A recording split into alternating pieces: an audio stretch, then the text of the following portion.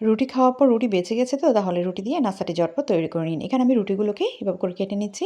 আপনারা আপনাদের পছন্দ মতো যেকোনো সাইজ করে কেটে নিতে পারেন অথবা গোল করে কেটে নিতে পারেন। তারপর এখানে আমি ডিম নিয়ে নিচ্ছি, স্বাদমতো লবণ, লাল মরিচের গুঁড়ো আর পেঁয়াজ আর কাঁচামরিচ কুচি দিয়ে দিচ্ছি। সব ফেটিয়ে নিচ্ছি। তারপর এখানে দুধও দিয়ে খুব ভালো করে মিশিয়ে নিচ্ছি। তারপর কেটে নেওয়া সেই রুটিগুলোকে আমি এই ডিমের মিশ্রণের মধ্যে চুবিয়ে ভেজে নিচ্ছি। ফ্রাই প্যানের মধ্যে তেল দিয়ে তেল গরম করে তেলের মধ্যে উল্টে পাল্টিয়ে ভেজে নিতে হবে।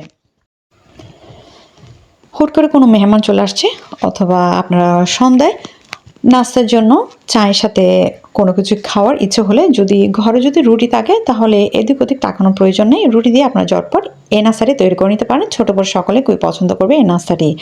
আর এই নাস্তাটি আপনারা শসা কুচি দিয়ে খেতে পারেন, সালাদের মতো যে কোনো সালাদ আপনারা কেটেই এভাবে করে খেতে পারেন। খুবই টেস্টি লাগে। আশা করি এই রেসিপিটি আপনাদের খুবই ভালো লেগেছে। ভালো লাগলে অবশ্যই চেষ্টা করবেন।